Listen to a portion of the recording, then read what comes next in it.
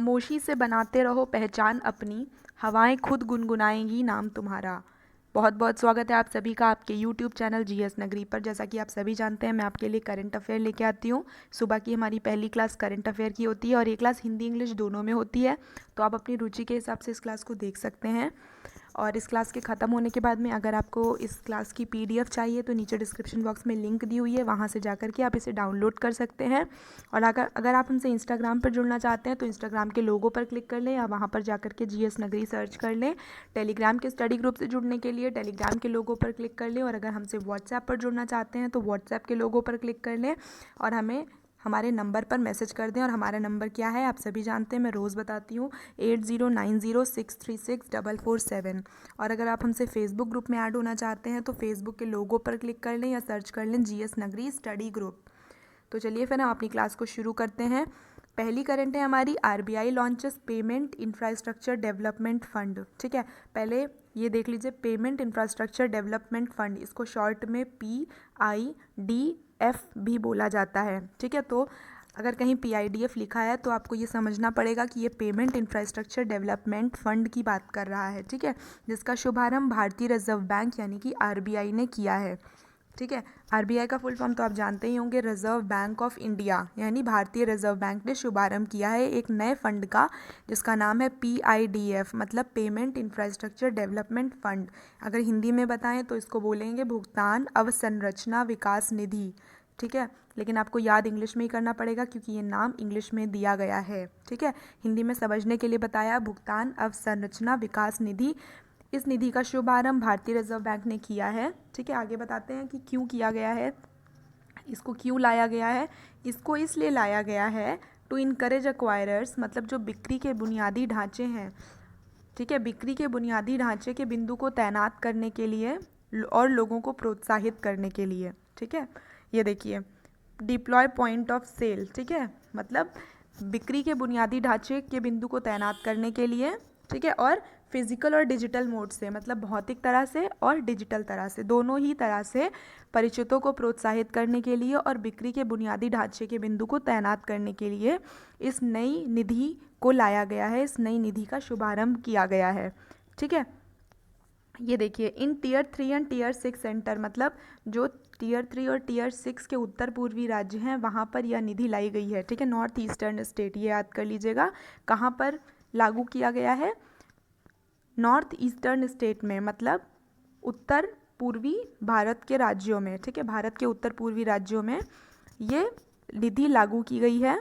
ठीक है, उसके बाद में इस फंड से RBI क्या एम कर रही है, मतलब RBI का क्या उद्देश्य है इस फंड को लाने के बाद, ये देखिए, impetus to acceptance infrastructure across India, मतलब उत्तर भारत के असुरक्षित क्षेत्रों में बुनियादी ढांचे की स्वीकृति के लिए प्रोत्साहन करना। ठीक है, वो चाहती है कि जो उत्तर भारत के असुरक्षित क्षेत्र हैं वहाँ पे बुनियादी ढांचे की स्वीकृति हो। ठीक है, उसको प्रोत्साहन मिले, इसलिए यह नई निधि या नया फंड लाया है।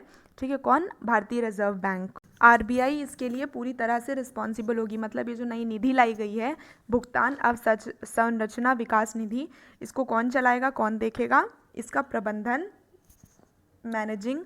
ठीक है, मैनेजिंग मतलब इसका प्रबंधन कौन करेगा, इसका प्रबंधन और एडमिनिस्टरिंग मतलब प्रबंधन और प्रशासन, इस पे कौन करेगा, PIDF पे RBI करेगी। ठीक है, RBI की एडवाइजरी काउंसिल, मतलब RBI की यानी भारतीय रिजर्व बैंक की सलाहकार परिषद इस पर पूरी तरह से प्रबंधन और प्रशासन करेगी। ठीक है, अब इसमें इंपॉर्टेंट देख लीजिए, PIDF का फुल फॉर्म, ठीक है, हिंदी में बोलेंगे भुगतान अवसंरचना विकास निधि।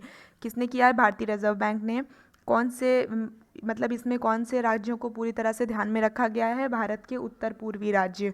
ठीक है, उसके बाद में क्या ज़रूरी है, इसमें ये ज़रूरी है कि ये किसका एम क्या है, इसका एम ये है कि ये डिजिटल रूप से और भौतिक रूप से बढ़ावा देना चाहती है, बुनियादी ढांचे के बिंदुओं को तैनात करना चाहती है। ठीक है, और जो पेमेंट है, ठीक है, उनका डिजिटाइजेशन करना चाहती है, मतलब सारे पेमेंट को ऑनलाइन करना चाहती है, भौतिक रूप से और डिजिटल रूप से। बस इतना ही इंपॉर्टेंट है, आगे देखते हैं। ये जो नया लॉन्च्ड प्रोग्राम है, ठीक है, मतलब ये जो नया निधि है जिसका लॉन्च, इसका शुभारंभ किया गया है, भुगतान अवसंरचना विकास निधि यानी PIDF। ठीक है, इसमें जो शुरुआती रूप से प्रारंभिक योगदान है वो कौन करेगा, इनिशियल कंट्रीब्यूशन मतलब प्रारंभिक योगदान कौन करेगा, वो करेगी भारतीय रिजर्व बैंक। कितने का करेगी? 250 करोड़ का। ठीक है, 250 करोड़ का प्रारंभिक योगदान भारतीय रिजर्व बैंक करेगी। ठीक है, और उसके बाद में जो बाकी का भुगतान है, जो प्रारंभिक भुगतान तो रिजर्व बैंक ने कर दिया, लेकिन जो बाकी का बचा हुआ भुगतान है वो कौन करेगा? वो कार्ड जारी करने वाले बैंक करेंगे। ठीक है, कार्ड इशूइंग बैंक का मतलब जो कार्ड जारी करने वाले बैंक हैं। और कौन करेगा? Card networking operating in India. ठीक है, और जो कार्ड नेटवर्किंग ऑपरेटिंग बैंक हैं वो करेंगे। ठीक है, और इसमें जो आरबीआई कंट्रीब्यूशन करेगी, यानी कि जो प्रारंभिक योगदान आरबीआई करेगी, वो आधा फंड कवर कर लेगा। ठीक है, जो 250 करोड़ रुपए का प्रारंभिक योगदान भारतीय रिजर्व बैंक द्वारा किया जाएगा वो आधा फंड होगा, और बाकी का बचा हुआ फंड कार्ड जारी करने वाले बैंक और कार्ड नेतृत्व ऑपरेटिंग बैंक करेंगे। ठीक है, और बाकी का रिकरिंग कंट्रीब्यूशन मतलब जो आवर्ती योगदान है, ठीक है, वो कहाँ से किया जाएगा? वो परिचालन खर्चों को कवर करके किया जाएगा। ठीक है, ऑपरेशनल एक्सपेंसेस का मतलब परिचालन खर्चों को कवर करके। ठीक है, परिचालन खर्चे जो किसके होते हैं? जो कार्ड जारी करने वाले बैंक होते हैं और कार्ड नेटवर्क ऑपरेटिंग बैंक होते हैं, इनके परिचालन खर्चों को कवर करके बाकी का बचा हुआ योगदान किया जाएगा। ठीक है, इस करंट से निकल के जो इंपॉर्टेंट चीज़ आ रही है कि आरबीआई के 25वें गवर्नर का क्या नाम है? शशिकांता दास। ठीक है, 25वें गवर्नर का नाम है शशिकांता दास। इसका मुख्यालय कहाँ है? मुंबई में। इसकी स्थापना कब हुई? 1 अप्रैल 1935 में। कहाँ? कलकत्ता में। ठीक है, एक बार देख लीजिए इसमें इंपॉर्टेंट क्या क्या है कि प्रारंभिक योगदान जो दिया जाएगा आरबीआई द्वारा वो 250 करोड़ का दिया जाएगा। इसमें क्वेश्चन ऐसे आ सकता है कि प्रारंभिक योगदान कौन सी बैंक करेगी? तो वो आरबीआई करेगी, और या फिर ये भी पूछा जा सकता है कितने का करेगी? तो 250 करोड़ का करेगी।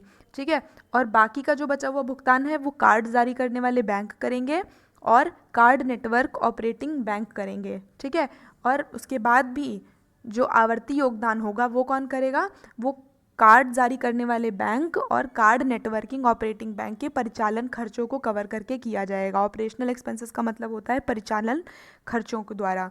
ठीक है, और इसके बाद में ये तो इम्पॉर्टेंट है, 25वें गवर्नर का नाम क्या है? शशिकांता दास। इसका मुख्यालय कहाँ है? मुंबई में, और इसकी स्थापना हुई 1 अप्रैल 1935 को कलकत्ता में। देख लीजिए एक बार, इसमें ये ज़रूर लर्न कर लीजिएगा पीआईडीएफ। ठीक है, पेमेंट इंफ्रास्ट्रक्चर डेवलपमेंट फंड, यानी कि भुगतान अवसंरचना विकास निधि। आगे देखते हैं, अगली करंट है हमारी, government of India launches the urban learning internship programme TULIP. ठीक है, भारत सरकार ने एक नया कार्यक्रम लॉन्च किया है, एक नए कार्यक्रम का शुभारंभ किया है जिसका नाम है ट्यूलिप। ठीक है, ट्यूलिप मैंने इसलिए बोला ताकि आपको याद करने में आसानी हो।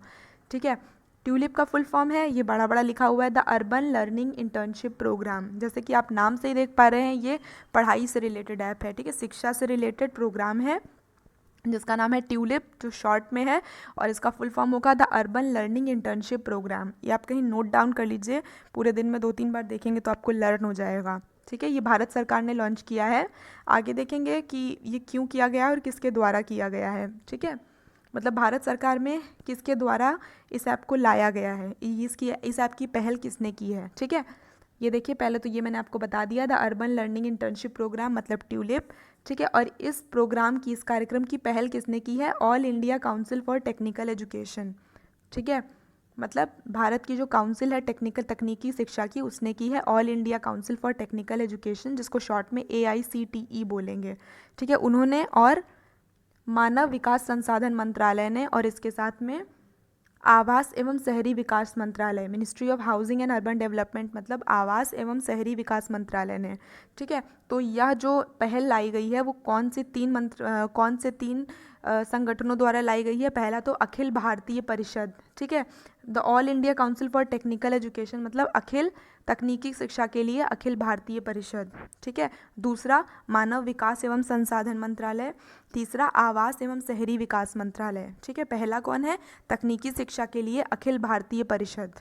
ठीक है, और दूसरी मानव विकास एवं संसाधन मंत्रालय, तीसरा है आवास एवं शहरी विकास मंत्रालय। ठीक है, इन तीनों ने ये पहल लेके आए थे, ये कार्यक्रम की पहल, और इसके बाद में भारत सरकार ने इसका शुभारंभ कर दिया जिसका नाम है ट्यूलिप। ट्यूलिप का फुल फॉर्म है the urban learning internship programme. ठीक है, अब आगे देखते हैं इस कार्यक्रम का मुख्य उद्देश्य क्या है। ठीक है, इस कार्यक्रम का मुख्य उद्देश्य क्या है? इस कार्यक्रम का मुख्य उद्देश्य ये है कि ये इंटर्नशिप के अवसर देगा। ठीक है, ये इंटर्नशिप के अवसर देगा। ये तो आप सभी जानते हैं इंटर्नशिप क्या होती है। इंटर्नशिप होती है जिसमें कोई स्नातक करने के बाद में काम करना पड़ता है। ठीक है, वहाँ पर कॉलेज में जब हम जाते हैं तो स्नातक करने के ख़त्म होने के बाद हमें इंटर्नशिप करनी पड़ती है, ठीक है, कोई भी कोर्स कर रहे हो तो इस प्रोग्राम के तहत इंटर्नशिप की नए अवसर मिलेंगे जो नए स्नातकधारी होंगे, ठीक है, मतलब जो नए फ्रेश ग्रेजुएट होंगे, नए स्नातकोत्तर छात्र होंगे, उनको इंटर्नशिप के अवसर मिलेंगे। कहाँ पर? ये अवसर मिलेंगे सभी शहरी स्थानीय निकायों में, ठीक है, in all urban local bodies, ULBs जिसको बोलते हैं शॉर्ट में, ठीक है, अर्बन लोकल बॉडी को शॉर्ट में ULB बोलेंगे। तो वहाँ पर नए स्नातकोत्तर बच्चों के लिए अवसर प्रदान किए जाएंगे इंटर्नशिप के, ठीक है, कहाँ पर? सभी शहरी स्थानीय निकायों में। अर्बन लोकल बॉडीज़ का मतलब सभी शहरी स्थानीय निकायों में, ठीक है, as well as smart cities across the nation, या पूरे राष्ट्रीय स्तर पर जो स्मार्ट सिटीज़ हैं वहाँ पर, ठीक है। आगे ये जो प्रोग्राम है ये फैसिलिटेट करेगा, ठीक है, ये व्यावहारिक अनुभव कराएगा, ठीक है, जो बच्चे हैं, जो छात्र हैं, उनको व्यावहारिक अनुभव कराएगा, ठीक है, जो उनको अच्छा रहेगा, ठीक है, उनके भविष्य के लिए व्यावहारिक अनुभव बहुत ज़्यादा ज़रूरी है। और इस कार्यक्रम के ज़रिए उनको व्यावहारिक अनुभव होगा, जिससे कि क्या फ़ायदा होगा? नए विचारों की और जो नई सोच है वो विकसित होगी, ठीक है। इसमें जो है infusing fresh ideas and innovative thinking, मतलब उनमें नए विचार आएंगे और नवीन सोच विकसित होगी, जिससे कि वह स्थानीय निकायों में, जो शहरी स्थानीय निकाय हैं और स्मार्ट सिटी हैं, वहाँ पर वो काम कर सकेंगे और बहुत ही ज़्यादा कुशल हो सकेंगे, ठीक है। मैं क्लियर कर देती हूँ, देख लीजिए, इसमें मैं जल्दी जल्दी बता देती हूँ क्या क्या इंपॉर्टेंट है।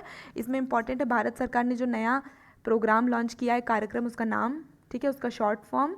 उसके बाद में ये किन 3 संस्थानों ने मिल करके बनाया है, ये पहल कौन लाया है? पहला तकनीकी शिक्षा के लिए अखिल भारतीय परिषद, दूसरा मानव विकास एवं संसाधन, तीसरा आवास एवं शहरी विकास मंत्रालय, ठीक है। इसमें क्या होगा? इसमें इंटर्नशिप के अवसर मिलेंगे, कहाँ पर? सभी शहरी स्थानीय निकायों में, जिससे कि नवीन सोच, जो बच्चों में नवीन सोच आएगी और नए विचार आएंगे, ठीक है, जिससे वो हमारे देश में एक अच्छा काम कर सकेंगे और बहुत ही कुशल हो सकेंगे, ठीक है। आगे देखते हैं। आगे है कि यह जो अवसर दिए जाएंगे ये भारत के युवाओं को दिए जाएंगे इस ट्यूलिप कार्यक्रम के तहत, ठीक है, ताकि उनमें नए विचार आ सकें और वो स्थानीय निकायों में काम कर सकें, ठीक है, जिससे वह स्थानीय निकायों को और स्मार्ट शहरों में काम कर सकें, ठीक है, अर्बन लोकल बॉडीज़ में और इसमें स्मार्ट सिटीज़ में, ठीक है, स्थानीय निकायों में और स्मार्ट शहरों में काम कर सकें नई तकनीक के ज़रिए और नए इनोवेटिव मेथड के साथ, ठीक है, मतलब नए विचारों के ज़रिए और आधुनिक तकनीक के साथ में, ठीक है। इससे क्या होगा कि जो भारत की बाज़ार में वैल्यू है, मतलब अंतर्राष्ट्रीय मार्केट में जो हमारे भारत के छात्रों की वैल्यू है, ठीक है, वो बढ़ जाएगी। मतलब हमारे भारत के जो छात्र हैं, भारत देश के छात्रों की जो बाज़ार में मांग है वो बहुत ज़्यादा अंतर्राष्ट्रीय बाज़ार में बढ़ जाएगी, जिससे कि वो बहुत ही ज़्यादा उनको संभावित प्रतिभाओं का इस्तेमाल करके वो विभिन्न क्षेत्रों में बहुत ही ज़्यादा अच्छे से कमाई कर पाएंगे, ठीक है, और बहुत ज़्यादा अपनी कुशलता को दिखा पाएंगे, ठीक है, जिससे हमारे भारत देश की प्रगति होगी, ठीक है। आगे देखते हैं, निकल के इसमें से जो इम्पोर्टेंट चीज़ें आ रही हैं।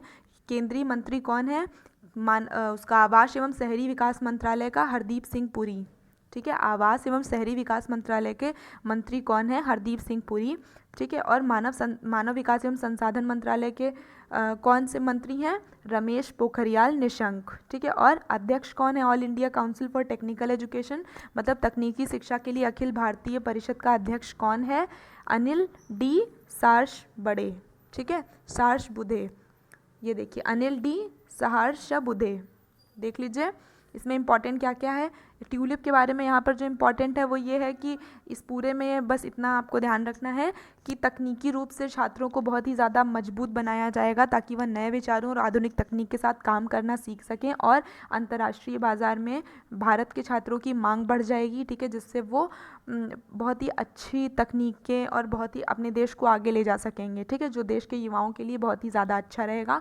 इसके बाद में ये इम्पॉर्टेंट है, ठीक है, कि पहला आवास एवं शहरी विकास मंत्रालय के मंत्री का नाम क्या है? हरदीप सिंह पुरी। दूसरा मानव संसाधन एवं विकास मंत्रालय के मंत्री का नाम क्या नाम है? रमेश पोखरियाल निशंक। और उसके बाद में अध्यक्ष कौन है तकनीकी शिक्षा के लिए अखिल भारतीय परिषद का? अनिल डी सहस्रबुद्धे, ठीक है, देख लीजिए। आगे अगली करंट है हमारी, Kritika Pandey wins Commonwealth short story prize for Asia region. ठीक है, कृतिका पांडे जी जो हैं उनको राष्ट्रमंडल खेलों में लघु कथा के लिए पुरस्कृत किया गया है। ठीक है, एशिया के क्षेत्र में उनको राष्ट्रमंडल लघु कथा में पुरस्कृत किया गया है, जिनका नाम है कृतिका पांडे। ठीक है, ये लघु कथा की लेखक हैं। ठीक है, ये लघु कथाएं लिखती हैं, मतलब छोटी कहानियाँ लिखती हैं। ठीक है, इनको प्राइज़ मिला है, पुरस्कृत किया गया है। कॉमनवेल्थ का मतलब होता है राष्ट्रमंडल खेलों में लघु कथा 2020 में एशिया रीजन से इनको पुरस्कृत किया गया है। ठीक है, आगे देखते हैं, इनकी स्टोरी का क्या नाम था, the great Indian T and snake. ठीक है, इनकी जो कहानी है उसका नाम था, उसका विषय था the great Indian T and snake. इसको मैं आपको हिंदी में नहीं बताऊंगी क्योंकि ये विषय है। ठीक है, ये स्टोरी का नाम है और इसको बदला नहीं जा सकता। The great Indian T and snake इनकी स्टोरी का नाम था, जिसने जीता है एशिया रीजन से। ठीक है, एशिया रीजन से राष्ट्रमंडल खेलों में लघु कथा 2020 का पुरस्कार। ठीक है, और इस कहानी में इन्होंने क्या लिखा था, एक हिंदू लड़की की और एक मुस्लिम लड़के की प्रेम कहानी के बारे में लिखा था, और लिखा था कि कैसे ये दोनों पूरे विश्व में, ठीक है, इस नफ़रत और पूर्वाग्रह के युग में किस तरह से ये अपने प्यार को पाने के लिए मशक्क़त करते हैं और क्या क्या कोशिशें करते हैं। ठीक है, हेट्रेड एंड प्रीजुडिस का मतलब है नफ़रत और पूर्वाग्रह के युग में।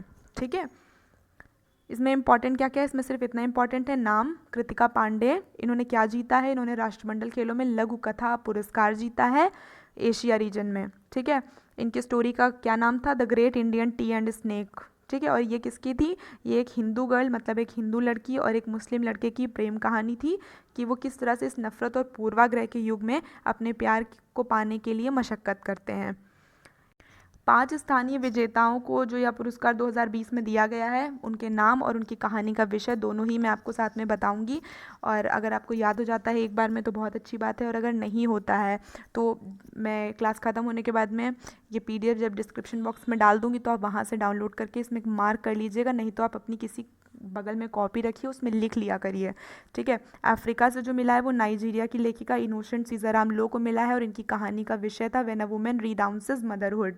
ठीक है, when a woman renounces motherhood इनकी कहानी का नाम था, और इनका नाम है इनोसेंट सीजाराम लो। नाइजीरिया की लेखिका है, अफ्रीका से इनको मिला है। एशिया से मैं आपको बता चुकी हूँ, कृतिका पांडे को मिला है, इनकी कहानी का नाम था the great Indian T and snake. Canada और यूरोप से ब्रिटिश की लेखिका रेहान मार्टिन को मिला है, इनका कहानी का नाम था व्हेनेवर मिस्टर जेनसन वेंट। ठीक है, वेरेवर मिस्टर जेनसन वेंट इनकी कहानी का नाम था, और इनका नाम है रेहान मार्टिन, और ये कहाँ से थे, कनाडा और यूरोप से।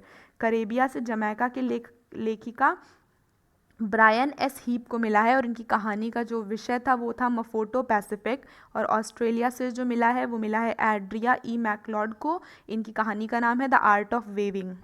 ठीक है, देख लीजिए आप, ये काफ़ी इंपॉर्टेंट है। अब या तो आप कहीं कॉपी में लिख लीजिए या फिर जब ये क्लास ख़त्म हो जाए तो PDF में मार्क कर लीजिएगा। ठीक है, और यह जो पुरस्कार है राष्ट्रमंडल खेलों में लघु कथा पुरस्कार, या 2012 में इसकी शुरुआत की गई थी। ठीक है, और ये उन सारी लघु कथाओं को मिलता है, या उन लघु कथाओं को दिया जाता है जो अप्रकाशित होती हैं। ठीक है, जो प्रकाशित हो जाती हैं उनको नहीं दिया जाता है, ये अप्रकाशित लघु कथाओं को दिया जाता है। ठीक है, राष्ट्रमंडल खेलों में यह पुरस्कार अप्रकाशित लघु कथाओं को दिया जाता है। ठीक है, और इसमें 5 स्थानीय विजेता रहते हैं जो अलग अलग स्थानों से होते हैं। पहला है एशिया पैसिफिक, दूसरा अफ्रीका, तीसरा कनाडा, चौथा यूरोप और 5वां करेबिया। ठीक है, इन 5 जगहों के विजेताओं को यह पुरस्कार दिया जाता है। ठीक है, राष्ट्रमंडल खेलों में लघु कथा पुरस्कार 5 देशों को अलग अलग दिया जाता है। पहला एशिया पैसिफिक, दूसरा अफ्रीका, तीसरा कनाडा, चौथा यूरोप और 5वां करेबिया। ठीक है, और हर विनर को, हर विजेता को 2500 पाउंड का पुरस्कार दिया जाता है, जो भारत में 2.4 लाख रुपए की कीमत रखता है। ठीक है, मतलब हर विजेता को, स्थानीय विजेता को 2500 पाउंड या फिर 2.4 लाख रुपए मिलता है। ठीक है, और जो पूरा ओवरऑल विनर होता है, मतलब इन सबसे ज़्यादा, एक स्थानीय विनर होता है और एक होता है जो सभी में टॉप करता है, सब में अच्छा होता है, उसको मिलता है 5000 पाउंड का पुरस्कार, जो भारतीय रुपए के हिसाब से 4.72 लाख होगा। ठीक है, जो स्थानीय विजेता है उनको 2.4 लाख का पुरस्कार मिलता है, और जो ओवरऑल यानी पूरे अंतर्राष्ट्रीय स्तर पर विजेता होते हैं उनको 4.72 लाख का पुरस्कार दिया जाता है राष्ट्रमंडल खेलों में लघु कथा पुरस्कार में, ठीक है। और उन 5 देशों के विजेताओं का, स्थानीय विजेताओं का नाम मैंने आपको यहाँ पे बता दिया है और उनके द्वारा लिखी हुई कथा का विषय भी बता दिया है, ठीक है। और ये बहुत ज़्यादा इंपॉर्टेंट है, ये मैं बार बार बोल रही हूँ, आप देख लीजिएगा, लिख लीजिए, नहीं तो फिर PDF में मार्क करके बाद में ज़रूर एक बार देख लीजिएगा, ठीक है। आगे देखते हैं, अगली करंट है वर्ल्ड इन्वायरमेंट डे 2020 ऑन 5 जून, मतलब विश्व पर्यावरण दिवस 2020 जो है वो 5 जून को मनाया गया। विश्व पर्यावरण दिवस होता है 5 जून को, ठीक है, 2020 में मनाया गया है ये।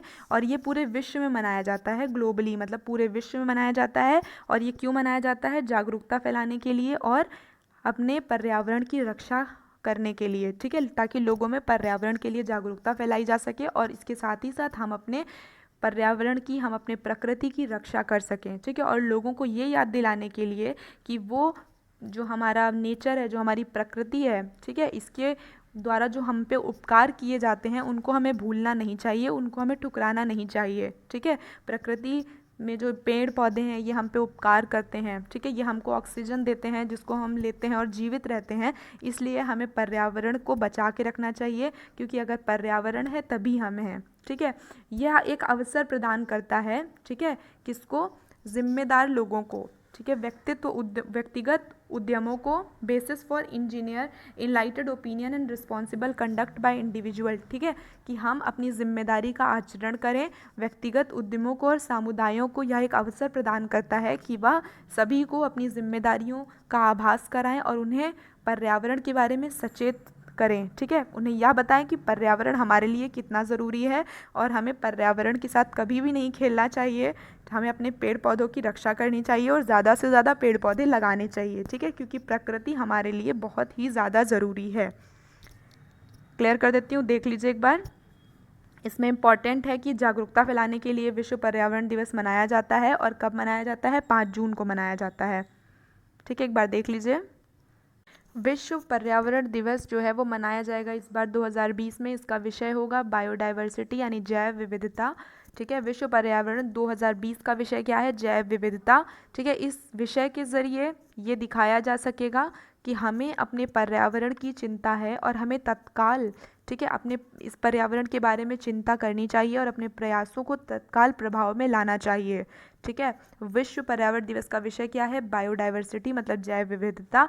और इस विषय के ज़रिए हम यह बताना चाहते हैं कि हमें बहुत ही जल्दी अपने प्रयासों को, अपने पर्यावरण को बचाने के प्रयासों को अस्तित्व में लाने की ज़रूरत है, ठीक है। अर्जेंट और एग्जिस्टेंशियल, मतलब अर्जेंट, बहुत ही जल्दी अपने प्रयासों को अस्तित्व में लाने की ज़रूरत है, ठीक है। और ये जो विश्व पर्यावरण दिवस है ये कौन कराता है? ये यूनाइटेड नेशन कराता है, मतलब संयुक्त राष्ट्र संघ कराता है। और 2020 में कोलंबिया इसको होस्ट करेगा, ठीक है। इसको कौन कराएगा? विश्व पर्यावरण दिवस का आयोजन कौन करवा रहा है? कोलंबिया, ठीक है। और पिछले साल यानी 2019 में चाइना ने इसका आयोजन करवाया था, ठीक है, ये होस्ट था, ठीक है, मतलब चाइना ने इसका आयोजन करवाया था और 2020 में कोलंबिया इसका आयोजन करवा रहा है।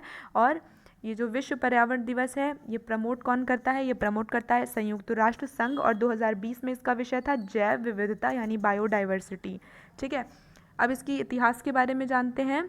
ये सबसे पहले मनाया गया था सन 1974 में, ठीक है। तब इसका जो स्लोगन था, जो गीत दिया गया था, वो था ओनली वन अर्थ, ठीक है। इसका विषय जो था, जैसे 2020 में इसका विषय जैव विविधता है, जब पहली बार ये सन 1974 में मनाया गया था तो इसमें जो स्लोगन दिया गया था वो दिया गया था ओनली वन अर्थ, ठीक है, कि हमारे पास सिर्फ एक पृथ्वी है तो हमें इसकी रक्षा करनी है, ओनली वन अर्थ, ठीक है। और 1972 में जो मीटिंग हुई थी विश्व पर्यावरण दिवस के तहत, ठीक है, वो हुई थी मानव पर्यावरण के बारे में। और ये 5 जून से लेकर के 16 जून तक हुई थी, ठीक है। 5 जून 1972 से लेकर के 16 जून 1972 तक ये कॉन्फ्रेंस चली थी। और इसमें चर्चा जो हुई थी वो मानव पर्यावरण में हुई थी, मतलब मानव का और पर्यावरण का आपस में तालमेल कैसे बैठाएं। और कब से कब तक हुई थी? 5 जून से लेकर के 16 जून तक हुई थी। कहाँ पर हुई थी? संयुक्त राष्ट्र संघ में हुई थी, यूनाइटेड नेशन में हुई थी, मतलब संयुक्त राष्ट्र संघ में हुई थी। इसकी शुरुआत कब हुई थी? 1974 में, ठीक है।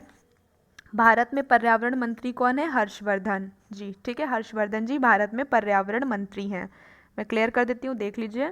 इसमें इंपॉर्टेंट ये है कि थीम क्या है 2020 की, इस साल की? बायोडाइवर्सिटी यानी जैव विविधता, ठीक है। और 2020 में इसको होस्ट कौन करा है, वो किया है कोलंबिया ने। 2019 में चाइना ने किया था।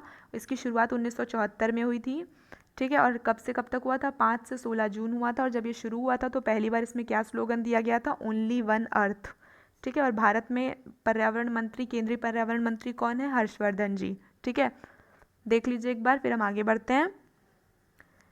अगली करंट है हमारी, जम्मू कश्मीर के गवर्नर ने, लेफ्टिनेंट गवर्नर जो जम्मू कश्मीर के हैं, उन्होंने शुभारंभ किया है एक नया ऐप, ठीक है। मोबाइल का एक ऐप है जिसका शुभारंभ जम्मू कश्मीर के लेफ्टिनेंट गवर्नर ने किया है, जिसका नाम है मेरा वेतन, ठीक है। मेरा वेतन नाम के ऐप का शुभारंभ जम्मू कश्मीर के लेफ्टिनेंट गवर्नर ने किया है, ठीक है। लेफ्टिनेंट गवर्नर कौन है जम्मू कश्मीर के, उनका नाम है गिरीश चंद्र मुर्मू, ठीक है। ये इंपॉर्टेंट है, देख लीजिए। लेफ्टिनेंट गवर्नर है कौन जम्मू कश्मीर का, गिरीश चंद्र मुर्मू, ठीक है। गिरीश चंद्र मुर्मू जी ने नया ऐप लॉन्च किया है, मोबाइल ऐप, उसका शुभारंभ किया है, जिसका नाम है मेरा वेतन, ठीक है। ये क्यों लॉन्च किया गया है, ये सरकारी कर्मचारियों के लिए लॉन्च किया गया है, ठीक है। इससे क्या होगा, वो अपनी सैलरी का रिकॉर्ड रख सकेंगे, अपनी सैलरी को ट्रैक कर सकेंगे, ठीक है। अपनी सैलरी के बारे में जान सकेंगे और उसकी जो डिटेल्स हैं, विस्तृत जानकारी उस ऐप के ज़रिए उनको मिल जाएगी। उस ऐप का क्या नाम है, मेरा वतन। ये सरकारी कर्मचारियों के लिए जम्मू कश्मीर में लेफ्टिनेंट गवर्नर गिरीश चंद्र मुर्मू जी ने शुरुआत किया है इस ऐप का, ठीक है।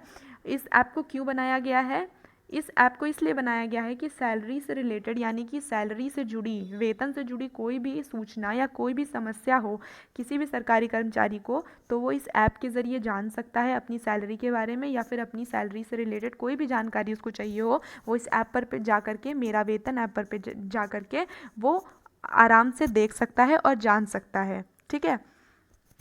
आगे देखते हैं। आगे ये है कि ये मेनली उन सरकारी कर्मचारियों के लिए है, मुख्य रूप से जो दूरस्थ एवं ग्रामीण क्षेत्रों में तैनात हैं, ठीक है। जो जम्मू कश्मीर में दूरस्थ एवं ग्रामीण क्षेत्रों में तैनात हैं और जिनकी पहुंच डीडीओ तक नहीं है, ठीक है। जो डीडीओ तक नहीं पहुंच पाते हैं और वो दूरस्थ एवं ग्रामीण क्षेत्रों में तैनात हैं, वो इस ऐप के ज़रिए जा कर के अपनी सैलरी देख सकते हैं और उसके बारे में और भी जानकारियां हासिल कर सकते हैं किसी भी समय जब वो चाहें, ठीक है। और इस ऐप को बनाया किसने है, अब ये भी देख लीजिए। इस ऐप को बनाया है national informatics centre Jammu and Kashmir state, मतलब जम्मू कश्मीर राज्य के राष्ट्रीय सूचना विज्ञान केंद्र ने इस ऐप को विकसित किया है, ठीक है। इस ऐप को विकसित किसने किया है, राष्ट्रीय सूचना विज्ञान केंद्र ने, जम्मू कश्मीर के राष्ट्रीय सूचना विज्ञान केंद्र ने इसको विकसित किया है, मेरा वेतन नाम के ऐप को, ठीक है।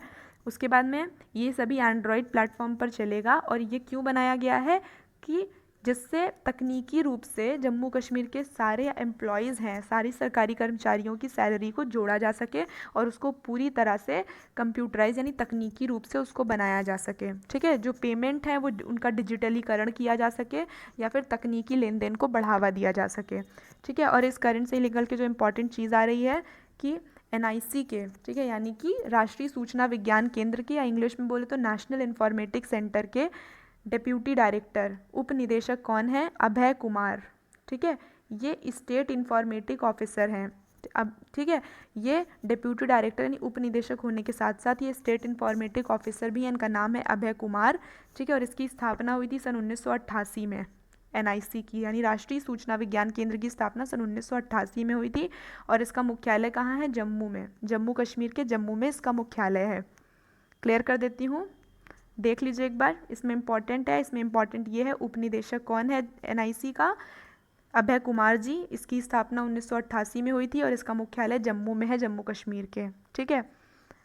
अगली करंट है हमारी यूनाइटेड किंगडम, ठीक है। यूनाइटेड किंगडम ने होस्ट किया वर्चुअल ग्लोबल वैक्सीन समिट, ठीक है। यूनाइटेड किंगडम ने होस्ट किया है, UK ने होस्ट किया है वर्चुअल ग्लोबल वैक्सीन समिट 2020, ठीक है। ये एक समिट है, ये कॉन्फ्रेंस आयोजित की गई है जिसको होस्ट किसने किया है, जिसका आवागमन किसने किया है, यूनाइटेड किंगडम ने। इसका क्या नाम है इस मीटिंग का, कॉन्फ्रेंस का, वर्चुअल ग्लोबल वैक्सीन समिट 2020, ठीक है। UK के प्राइम मिनिस्टर जिनका नाम बोरिस जॉनसन है, उन्होंने इसको होस्ट किया, ठीक है। और इसमें भारत का प्रतिनिधित्व हमारे देश के प्रधानमंत्री नरेंद्र मोदी जी ने किया, ठीक है। भारत का प्रतिनिधित्व हमारे देश के प्रधानमंत्री जी द्वारा किया गया इस समिट में, ठीक है। ये इसमें जो है 50 से ज़्यादा देशों के प्रतिनिधियों ने भागीदारी की, ठीक है। Featured the participation of over 50 countries, मतलब 50 से ज़्यादा देशों के प्रतिनिधियों ने इस समिट में भागीदारी की, जिसमें कौन कौन था? व्यापारिक नेता थे, नागरिक समाज के लोग थे, सरकारी मंत्री थे, राज्य और देश के प्रमुख नेता थे, ठीक है, और साथ ही साथ और भी बड़े नेता शामिल थे जो अन्य देशों के नेता थे, ठीक है। एक बार देख लीजिए, क्लियर कर देती हूँ। समिट का क्या नाम है? Global vaccine summit. ये बहुत ही ज़्यादा इंपॉर्टेंट है अगर इस साल की करंट में देखें, क्योंकि पूरे वैश्विक स्तर पर महामारी का बहुत ही ज़्यादा प्रकोप रहा है। तो ये समिट जो थी ये उसी महामारी के लिए की गई थी, ठीक है। तो इसलिए यह समिट बहुत ही ज़्यादा इस नज़रिए से बहुत ज़्यादा ज़रूरी हो जाती है। और इसको होस्ट किसने किया था? बोरिस जॉनसन जी ने, जो यूके के प्रधानमंत्री हैं, ठीक है। और इसमें 50 से ज़्यादा देशों ने हिस्सा लिया। हमारे देश को यानी भारत देश को नरेंद्र मोदी जी ने प्रतिनिधित्व किया, ठीक है। हमारे देश का प्रतिनिधित्व हमारे देश के प्रधानमंत्री जी ने किया। और इसमें अलग अलग समाज के अलग अलग फील्ड के कई लोगों ने इसमें हिस्सा लिया, ठीक है। इस वर्चुअल समिट के दौरान भारत ने जो प्लेज किया, ठीक है, भारत ने कहा कि वो 15 मिलियन US$ देगा, ठीक है। वो 15 मिलियन US$ का योगदान देगा गवी में, ठीक है। गवी एक संस्था बनाई गई है, ठीक है। वो अंतर्राष्ट्रीय वैक्सीन के लिए एक संस्था बनाई गई है जिसका नाम गवी दिया गया है, ठीक है। भारत ने उसमें 15 मिलियन US$ की मदद देने की प्लेज ली, ठीक है। वहाँ पर भारत ने शपथ ली कि वह गवी को 15 मिलियन US$ की मदद करेगा। गवी क्या है? ये इंटरनेशनल यानी अंतर्राष्ट्रीय वैक्सीन के लिए एक अलायंस बनाई गई है, ठीक है। सभी देश एक दूसरे का सहयोग करेंगे अंतर्राष्ट्रीय स्तर पर, जिसका संगठन बनाया गया है, उसका नाम है गवी, ठीक है। आगे देखते हैं, इसके मुख्य कार्यकारी अधिकारी का क्या नाम है? किसके? गवी के। इनका नाम है डॉक्टर शेठ बर्कली, ठीक है।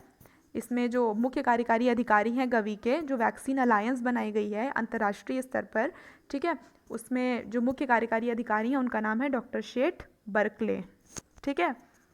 देख लीजिए एक बार, इसमें इंपॉर्टेंट क्या है कि भारत कितना सहयोग देगा? 15 मिलियन US$ का सहयोग देगा गवी को। गवी क्या है? गवी अंतर्राष्ट्रीय स्तर पर कई देशों ने मिल करके एक दूसरे का योगदान देने के लिए एक संस्था बनाई है वैक्सीन बनाने के लिए। उसको संस्था का नाम गवी दिया गया है और उसके मुख्य कार्यकारी अधिकारी का नाम है डॉक्टर शेठ बर्कली, ठीक है। आज के लिए इतना ही, मिलते हैं अपनी अगली क्लास में जो आपकी सुमित सर लेंगे। और अगर आपको कोई डाउट है, कुछ पूछना है तो आप हमसे पूछ सकते हैं, और नहीं तो फिर जो लाइव क्लास होगी वहाँ पर आके पूछ लीजिएगा। आपकी प्रॉब्लम का सल्यूशन हम ज़रूर देंगे, ठीक है। अगर आपको कोई दिक्कत होती तो आप पूछिए, हम आपको जवाब ज़रूर देंगे, समझा देंगे। धन्यवाद। जय हिंद।